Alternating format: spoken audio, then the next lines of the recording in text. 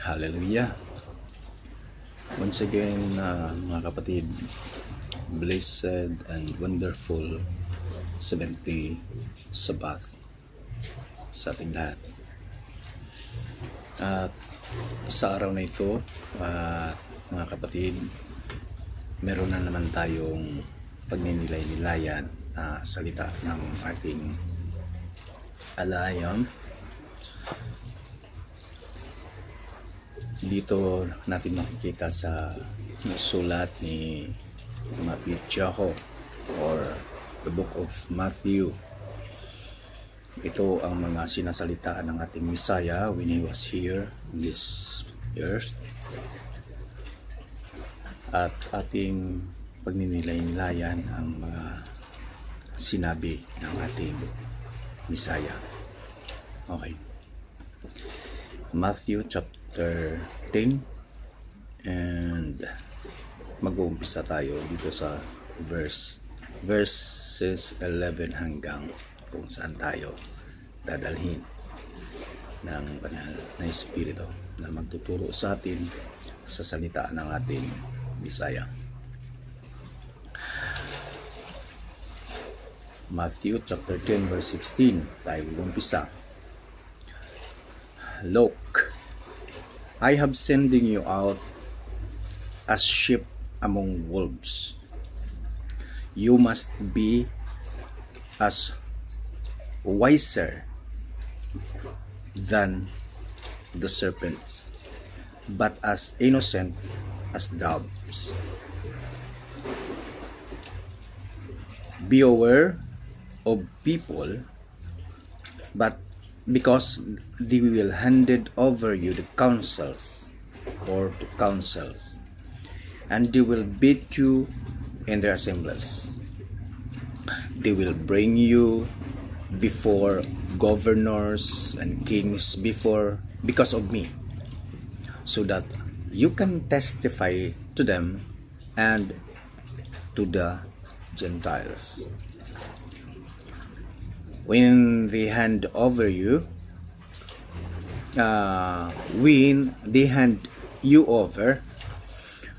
do not worry about what you say, because it will be given to you at that moment what to say.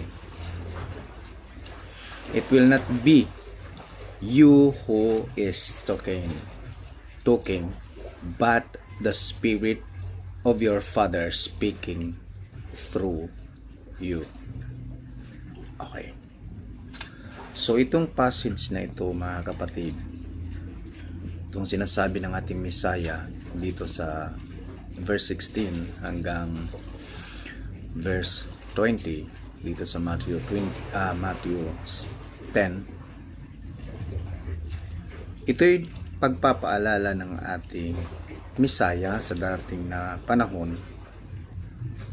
sa mga tagasunod niya, sa mga sumusunod sa kanya, sa mga naniniwala sa kanya, sa mga mananampalataya sa kanya. Kung ano man ang mga tinuro ng ating Messiah na siyang tutuparin ng sino man, kagaya ng sinabi ni Apostle John that whoever believes in Him, whoever receive sa ating Messiah, ay siya'y nagbibigay ng buhay o mabibigyan ng buhay na walang hanggan. Ibig sabihin yung mga sumusunod sa Kanya, mga sumasampalataya sa Kanya, mga naniniwala sa Kanya. Sabi ng ating Messiah, tingnan nyo, ipapadala ko kayo, okay? Maghanda kayo dahil ipapadala ko kayo bilang mga tupa sa gitna ng mga lubo ng mga wolves. Kailangan kayo ay magiging mas matalino kaysa serpent, kaysa ahas o sa mga serpent seed. Ngunit, kayo'y magiging mapagkumbaba. Kayo'y magiging mabuti. Katulad ng mga salampati, doves. Ano ba yun sa Tagalog? Yung doves. Anyway, yun ang magiging katangian ninyo kung kayo'y ipapadala ko sa gitna ng isang komunidad. Kumbaga, we must be wiser than the serpent, but we must be humble as a dove.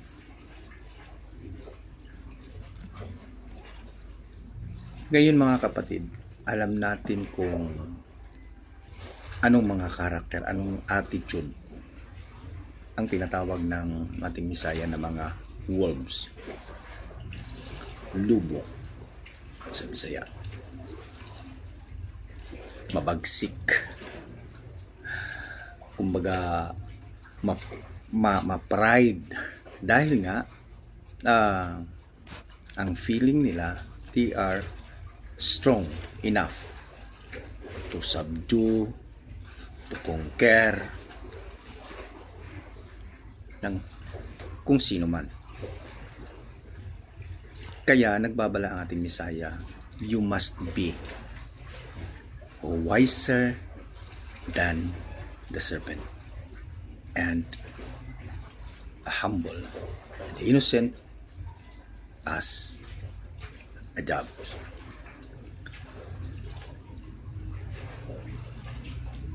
At kayo'y maghahanda sa inyong mga sarili dahil sa gitna, sa kalagitnaan ng mga taong ito, sa komunidad kung saan kayo ipapadala, may mga pagkakataon that they will accuse you. They will hand over you to the leaders, to the elders of the community, to the governors. Ika nga, sabi dito sa kasulatan nating binasa, even to the kings, even to the presidents, or whatsoever, yung mga malalaking tao sa community. At ang sabi ng ating Misaya, don't you worry. Huwag kayong mag-alala. Huwag kayong mag-alala kung ano man ang inyong sasabihin. Dahil they will hand it over you to the governors, to the kings of the community because of me. Pinapaalalahanan na ng ating Misaya ang mga mananampalataya. Because of Him. Because of our faith. Dahil sa ating pagsunod sa Kanya, may magagalit, may maiinggit, dahil hindi tayo maiintindihan. Kaya kung ano-ano na lang ang ipaparatang sa atin, just like what they did to our Misaya. Kung ano-ano na lang ang kanilang ina-accuse. Kaya sa preceding verses ng kasulatan ito, mga kapatid, pinapaalala ng ating Misaya na ang isang servant ay hindi siya magiging mas angat kaysa kanyang master. Kung ano ang natutunan ng kanyang master, kung ano ang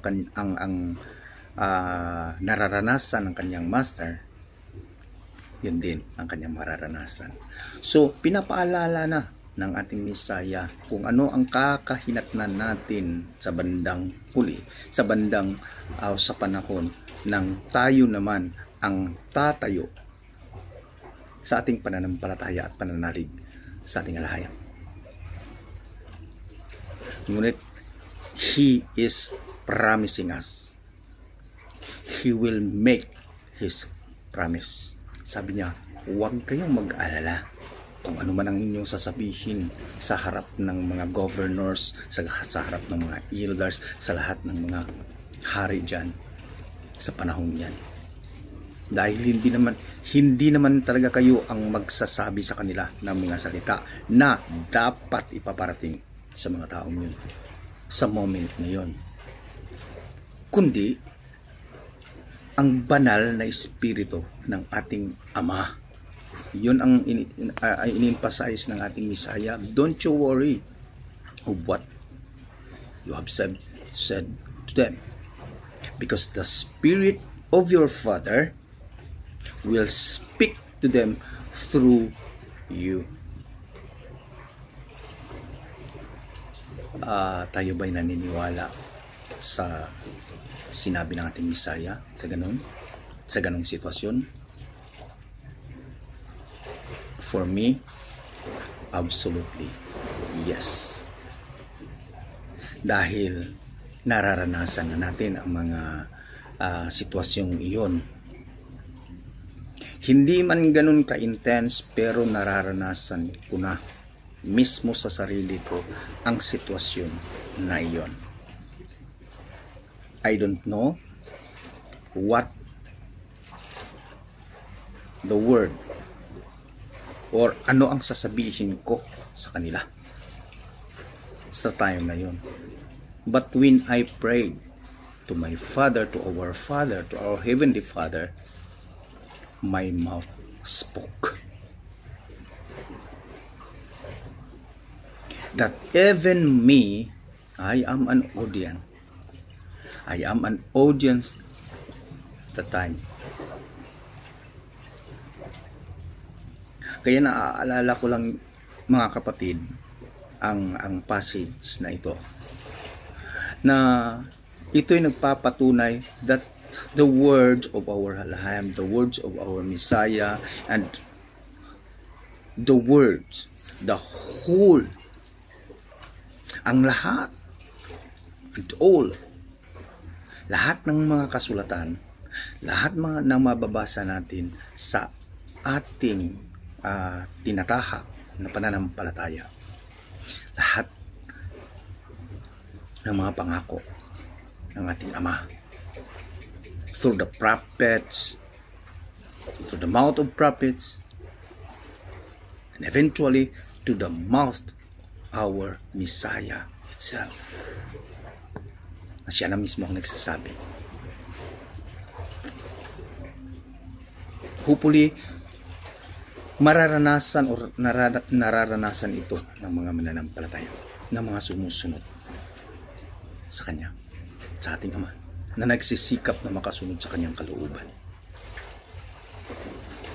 Kaya ang sabi ng Messiah sa mga mananampalataya, why you worry? Bakit kayo nababahala? Bakit kayo natatakot? Ang pangako ng ating Ama na sinasabi niya mula pa noon sa kapanahunan ng ating mga ancestors, that He will never leave us nor forsake us, to those who believe in Him, to those whose hope and faith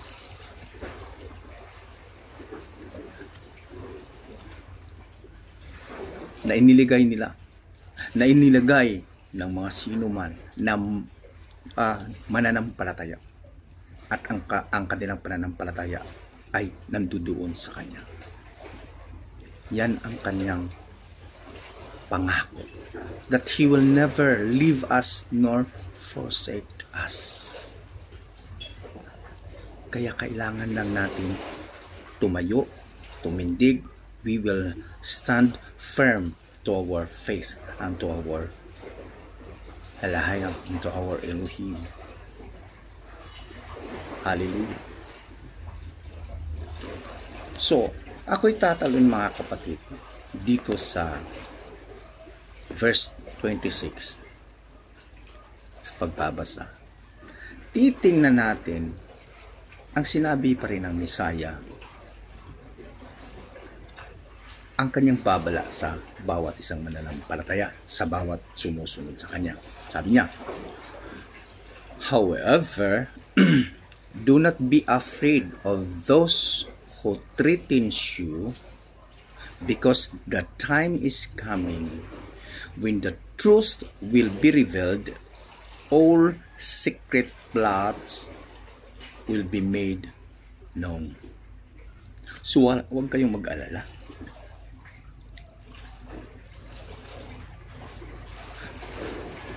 To their pananakot. Huwag kayong mag-alala sa kanilang pananakot. Dahil darating ang panahon na mabubunyag ang buong katotohanan. Di ba mga kapatid, bakit nakapagsabi ang ating Misaya nito? Dahil nga, they will hand it over us to the authorities. They will charge us of anything or everything, bad or good, at kung ano-ano pa. Kaya nga sabi niya, do not be afraid. Huwag kayong matakot. Huwag kayong mag-alala. Dahil darating ang panahon na ang buong katotohanan ay mabubunyag at wala ni isang nakatago na hindi maisisiwalat. Yan ang buong katotohanan. At kasabihan, nagiging kasabihan yan sa tao. Kahit nga sa atin, bilang tao, nagiging kasabihan na yun. Na walang mga naikukubli o natatagong mga bagay at kung anuman na hindi mabubunyag. At salita iyon ng ating Misaya. Okay? So, we move on. What I tell you in the darkness, talk about it in the light. And what you hear me whisper, shout it from the rooftops. Do not be afraid of those who kill your body but cannot kill your soul. Instead, fear the one who can kill your body and throw your soul into the lake of fire. Yan ang sabi natin Misaya. Huwag kayong matatakot sa pumapatay sa inyong katawang lupa na hindi makakagawa o hindi niya magagawang pumatay sa inyong mga kaluluwa. Pagkus katakutan ninyo siya na siyang pupwedeng makapatay o papatay sa inyong mga katawan, lupa, at ang inyong mga kaluluwa, at sa inyong mga kaluluwa at maitatapon doon sa impyerno. Dinagdagan pa nga niya ng pagkasabi na ganito, aren't 2 sparrows sold for a penny? However, none of them will fall to the ground without your Father knowing about it already. Isang parabol ang binigay ng ating Misaya. Tingnan nyo ha. Dalawang sparrows, dalawang salampati na maibibinta ng 1 denaryo. Ngunit alam ninyo na wala ni isa sa kanila kung sila'y mahuhulog sa lupa na hindi alam ng ating Ama na nasa langit. Yun ang kanyang sinasabi. So, pinapaalalahanan niya tayo, why we worry? Bakit tayo mag-alala? Bakit tayo nababahala? Oo nga, no, manang. Kasi brother,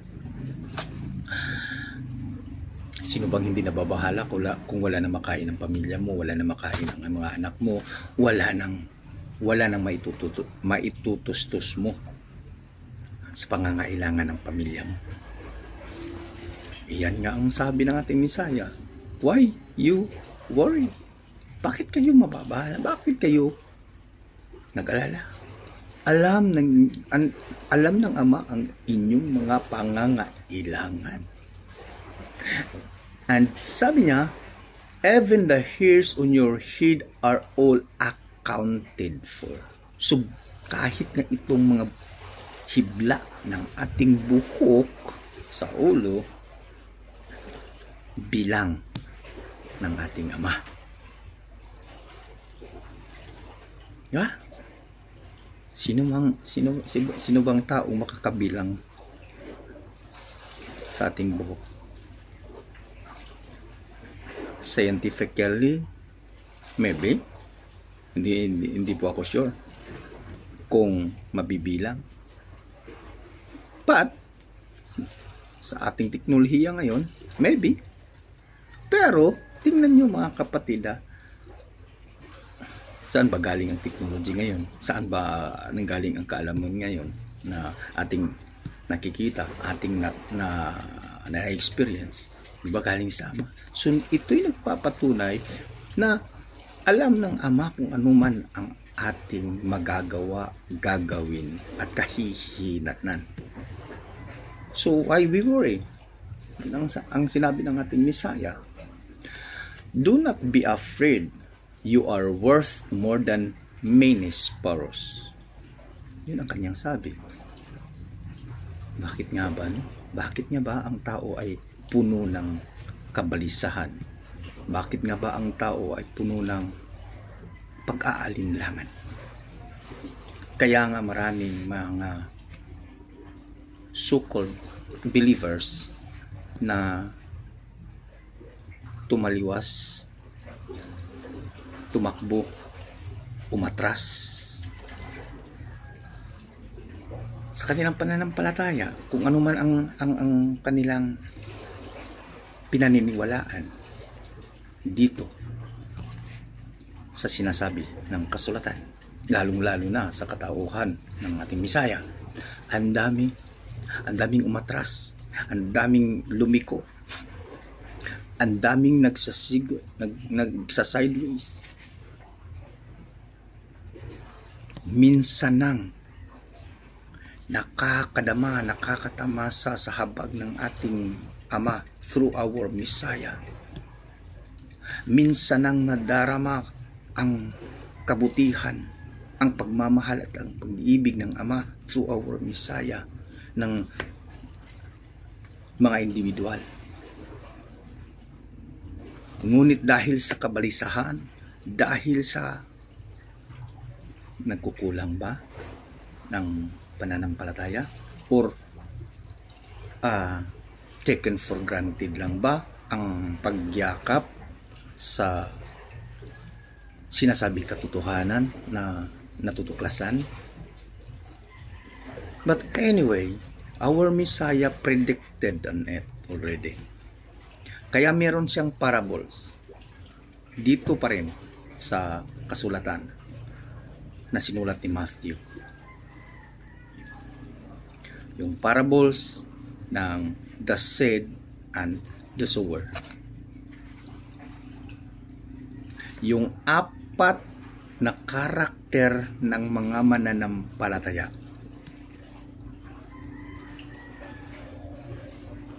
Apat na sitwasyon ng mga mananampalataya na ibinigay ng ating Misaya.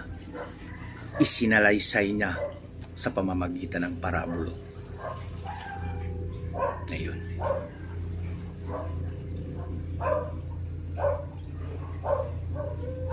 Sa parable na yun, ang sower ay ang Misaya. Siya ang naghahasik ng binhi ng seed.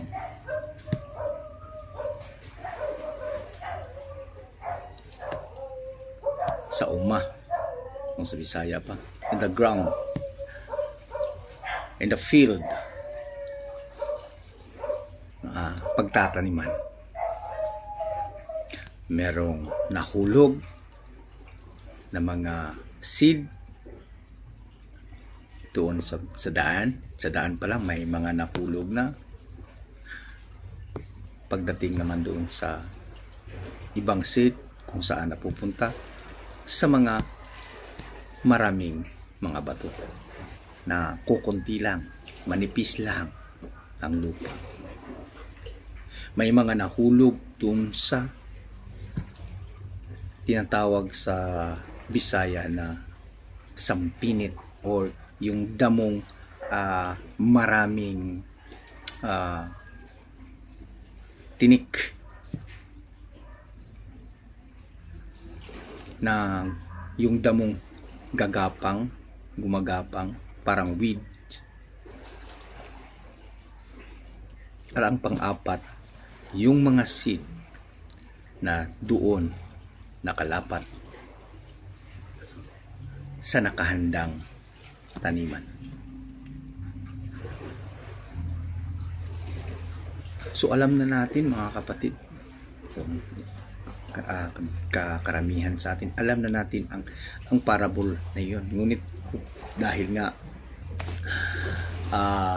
tayo'y nagninilay-nilay, tayo'y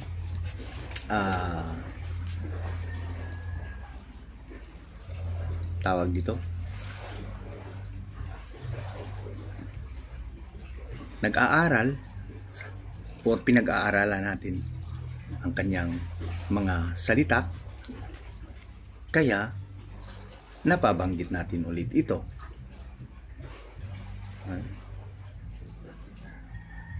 Tingnan natin. Sa sideways muna tayo para makita natin kung ano ang nangyari, ano ang mga nangyayari sa mga nakukulangan ng pananampalataya, sa mga may kaba, sa mga may pagkabalisa sa pananampalataya. Sa Matthew chapter 13,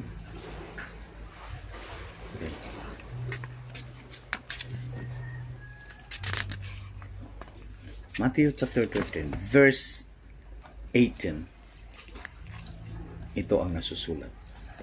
Okay, ipinaliwanag dito ang kahulugan ng parable of the sower. Okay, verse 18. Think about this parable of the sower. Whenever people hear the word of the kingdom and do not understand, it is because the evil one comes and snatches away what was planted in their hearts. These are like the seeds that were sown on the path. Okay. Yung mga seed, yung mga binhi na nahuhulog nga doon sa daanan, ito pala ang mga taong nakakarinig sa salita about the kingdom, the good news, the gospel of the kingdom of our Alahayam, do not understand. Hindi sila nakakaintindi. Kaya maraming mga tao ngayon na pag sinishare natin ang salita ng ating may likha, ang salita ng ating Misaya, babaliwalain, makikinig, ngunit ito'y binabaliwala. Tanggap dito, ipapalabas dito. Bakit? Those kind of people hear the words and do not understand, because the evil one snatches the words of wisdom, the words of truth na ipaparating sa kanila. Kumbaga, ang field na iyon, ang lugar na iyon o ang taong iyon ay mas namumutawi sa kanyang puso, sa kanyang isipan, sa kanyang buong pagkatao ang kamunduhan. Kaya hindi niya maiintindihan ang salita ng ating alahayam. Dahil mas pinapapakinggan niya ang sinabi ng evil one, ng adversaryo, kaysa salita ng ating Elohim. Kumbaga, mas naka-incline siya sa kamunduhan kaysa eternal. Okay? Pangalawa, the seeds that were sown on the rocky places are the people who hear the word and immediately receive it with joy. However, because they do not have strong roots, they only last for a little while. They immediately fall away when they experience any persecutions or troubles because of the word. So itong klaseng mga tao o mga mananampalataya na agad-agad na tinanggap ang salita ng ating alahayam with a joyful heart. Yung atat na atat, showy, a very showy, a very fiery person receive the word of our Elohim. Kumbaga, napakasaya niya, napaka-fiery niya na tinatanggap ang buong katotohanan. Ngunit, pagdating naman sa ipapahintulot ng Ama na konting persecution or any kinds of troubles in life, they will fall away. They will left what they are experience. Makakalimutan nila ang masasayang pagtanggap sa katotohanan na naihahain sa kanila. And we are witnessing some people like what the scriptures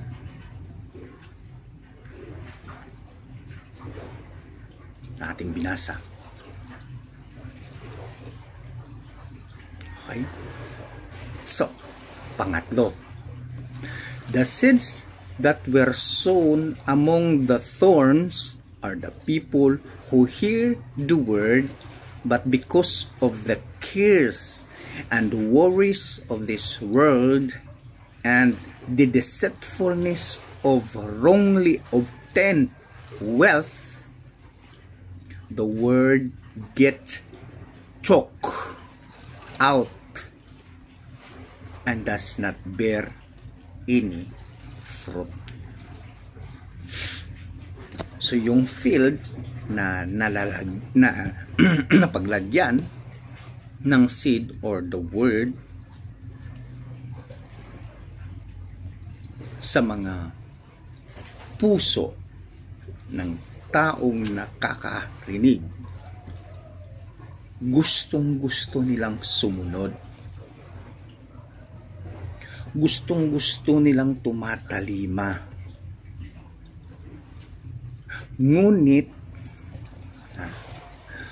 Ngunit nahahati ang kanilang kaisipan ng dahil sa mga pangangailangan at ng dahil sa mga alalahanin sa buhay na ito. At dahil sa kagustuhang magkakaroon ng wealth na tinatawag, bahandi, kayamanan, karangyaan. Kaya hindi yumayabong ang punla ng salita ng ating alahayam. Dahil ito'y natsutsok.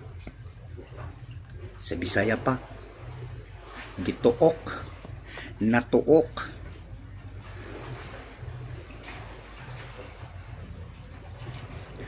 It will choke by the worries of this world, by the wants of the world. Okay? The deceitfulness of wrongly obtained wealth. Yung mga desires to have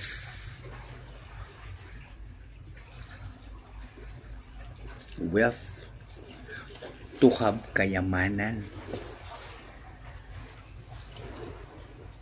So hindi nakakayabong ang salita ng ating Elohim.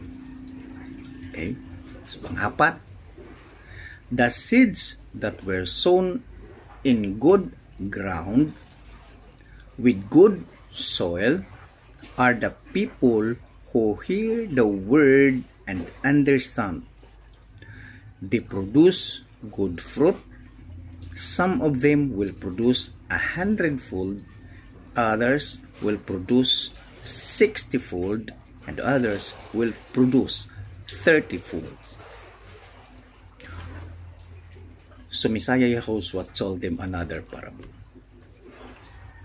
Okay? He said, the kingdom of heaven is like a person who sows good seed in the field. Yun ang sitwasyon kung bakit may mga taong tumataliwas, iniwan, umatras sa kanilang mga pananampalataya, o kung bakit may mga taong nakakarinig naman ngunit hindi tumatalima. So ito ang mga kadahilanan sa mga katanungan natin ito. Kaya pinapaalalahanan tayo ng ating Misaya na huwag tayong matakot, huwag tayong mabalisa. Huwag nating katatakutan ang mga taong pwedeng pumatay sa katawan ng lupa natin ito, bagkus hindi makakagawa sa pagpatay ng ating mga kaluluwa. Hallelujah.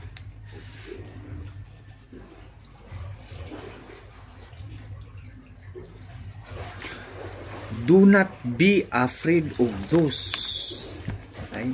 Sabi niya, who can kill your body but cannot kill your soul.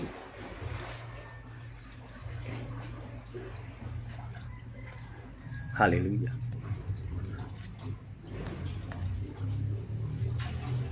Kaya sabi ng ating Misaya in verse 40,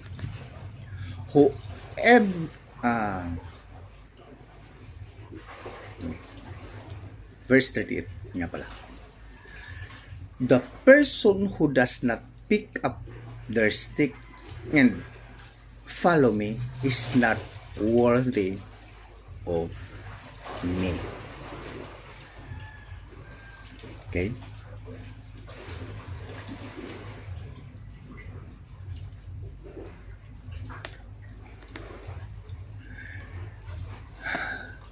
Yan ang sinabi ng Messiah. Kung sino man ang taong hindi papasanin ang kanyang pinapasan. Sa ibang translation, in Greek translation, cross. Okay? Yung pinakuan sa kanya, Messiah. Sabi ng Messiah, kung sino man ang hindi papasan sa sarili niyang papasanin, ay hindi karapat-dapat sa akin.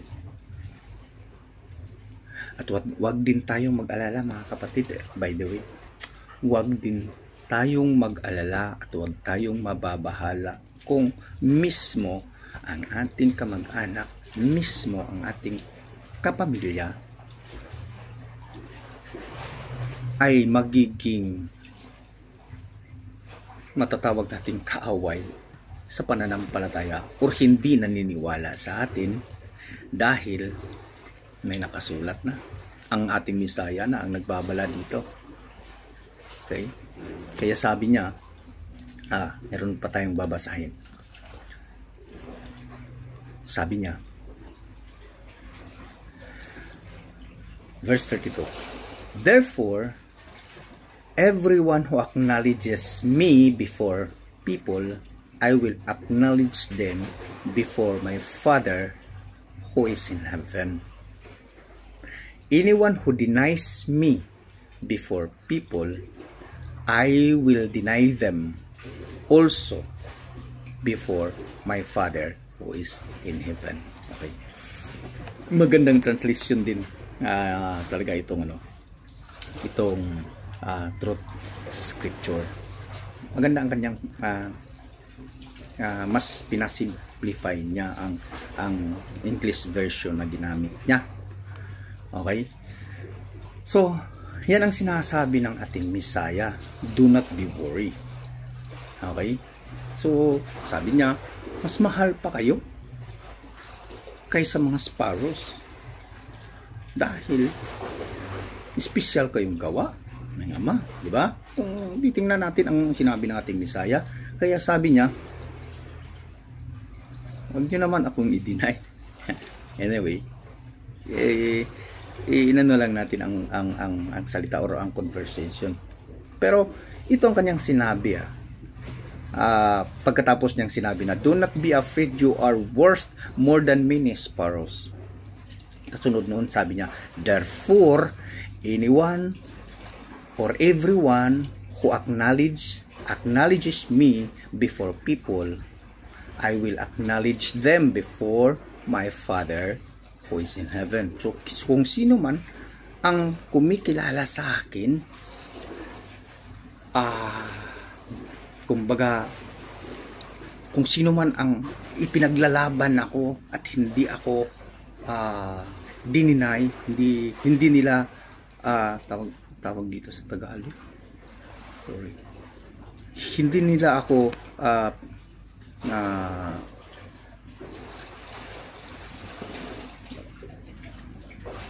hindi nila ako inano sa mga tao, kumbaga, hallelujah, kumbaga hindi siya kinalimutan, hindi siya itinatanggi. Okay, dito. Yun ang sabi ng ating Messiah, kung sino man ang hindi ako itinatanggi sa harap ng mga tao at kinikilala, okay? Ganun din ang gagawin ko. Kikilalanin ko rin sila at hindi ko rin sila ibaliwala sa harapan ng aking Ama na nasa langit. Yun ang sabi ng Messiah. Salita ito mismo ng Messiah. Therefore, everyone who acknowledges me before people, I will acknowledge them before my Father who is in heaven. Everyone who denies me before people, I will deny them also before my Father who is in heaven. Ngayon, sabi ng ating Misaya, kung hindi mo ako kikilalanin, kung hindi mo ako ipagtatanggol sa harap ng mga tao, yun din ang gagawin ko sa iyo sa harap ng aking Ama na nasa langit. Ibig sabihin, kung ano ang ating posisyon, ano ang ating pinoposisyon dito sa lupa sa harap ng mga tao, ano ang ating pagkakilala sa ating Misaya, paano natin siya paninindigan sa harap ng tao, paano natin siya ipaglalaban sa harapan ng mga tao, ganun din ang kanyang gagawin sa atin sa harap ng ating Ama na nasa langit. Kumbaga, what you sow is what you get. Diba? So, grabe ang pangako ng ating Misaya sa kanyang tagasunod, sa kanyang mananampalataya. Kung ano ang ating gagawin na maipaglalaban siya sa harap ng mga tao, na hindi natin siya iiwanan, hindi natin siya ipagwalang bahala sa harap ng mga tao, ganun din ang kanyang gagawin sa atin sa harapan ng Amang nasa langit ng Aba Yahuwah. Kung ipinaglalaban natin siya sa harapan ng mga tao, hindi ganito. Pinaniniwalaan ko ang Misaya na siyang nagbibigay sa kanyang buhay upang magkaroon tayo ng buhay na walang hanggan. Kumbaga, iniligtas niya tayo. Ipinakita niya sa atin paano sumunod sa Ama. Kung ipaglalaban natin ang kanyang mga tinuro, kung ipaglalaban natin ang kanyang mga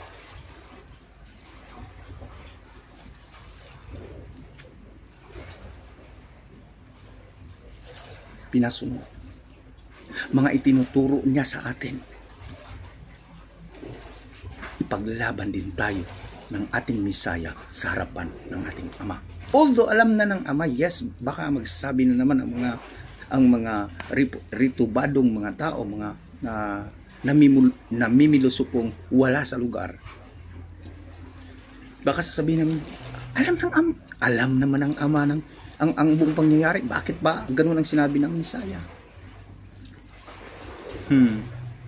Ini-emphasize lang ng Misaya dito. Pinapaalala lang in advance ng ating Misaya sa bawat tao, sa bawat mananampalataya, kung ano ang kahihinatnan. Because we are limited. Hindi natin alam ang bukas. Hindi natin alam ang future. Kaya inunahan niya na tayo. Huwag tayong mag-alala, huwag tayong mababahala sa kung anuman ang mararating natin, kung anuman ang kakaharapin natin sa ating pagsunod sa Kanya, sa ating pananampalataya sa Kanya. Kaya pinapakita niya na, pinipicture out na ng ating Misaya ang kakaharapin, posibleng kakaharapin ng isang nagsisikap na mananampalataya na makasunod sa kalooban ng Ama. Kaya meron siyang mga binibitawang salita, mga pangako. Don't you worry. If you will face this kind of troubles. May sinabi pa nga siya sa ibang passages ng kasulatan na sabi niya, don't you worry, trust in me. Sabi niya. Diba? So, yun ang kanyang sinasabi sa mga mananampalataya. Ngayon, sabi niya, kung sino man ang kikilala sa akin sa harapan ng mga tao, nang hindi ako iiwan, na ako'y ipaglalaban sa harap ng mga tao, ganun din ang gagawin ko sa kanya sa harap ng ating Ama. Because one of the passages of this Holy Scripture, it declares Okay? That our Messiah is the ultimate mediator between man and to our Alahayam. He is the ultimate mediator. There is no other. Walang ibang mediator. Hindi si St. Peter, hindi si St. Paul, hindi si Mary. Hindi kung sino-sino man ang nagiging or mag-mediate, magpapagitna sa tao and to our Alahayam. Siya lang ang ating Messiah, ang nag-iisang mediator. He will be our attorney. He will be our shield. Kaya sabi ng Messiah dito, anyone who acknowledges me before people, I will acknowledge them before my Father. Sa pagdating ng panahon, kaya nga, di ba, sabi niya, may sinabi siya, na maraming tumatawag sa akin na Master, Master, Adonai, Adonai. Marami pang nagsasabi, Adonai, Master, di ba sa pangalan mo kami nagpapalayas ng mga demonyo,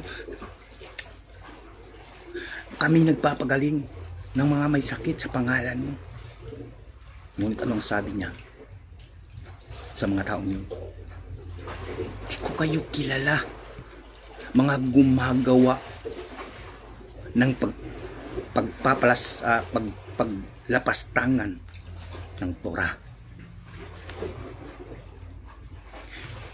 I do not knew you, who doers of lawlessness. Yung mga gumagawa ng or hindi kumikilala ng mga batas, hindi kumikilala ng mga utos, ng mga kautusan ng Ama. So, sino ang kikilalanin ng ating Messiah sa harapan ng Ama?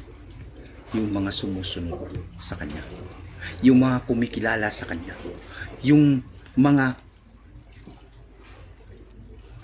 nakikipaglaban, pinaglalaban siya sa harap ng mga tao.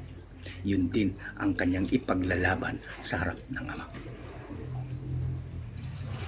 So mga kapatid, why we worry? Why we so worry about the things? Why we worry about of anything? We must trust our Elohim. We must trust. We put our trust to our Elohim, to our Alahayam, to our Heavenly Father, to our Abba Yahuwah. Kaisa ng ating Messiah.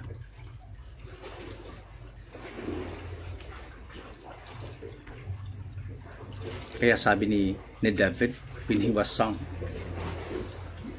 some are trust in chariots, some trust in horses, but we will trust in the name of the living Alaya, in the name of Abba Yahuwah. Hallelujah. Yun ang palaging at patuloy na sinasambit ng ating mga patriarka. Kaya mga kapatid, once again, I am encouraging you, and we are encouraged to one another. Let us steadfast. Let us focus.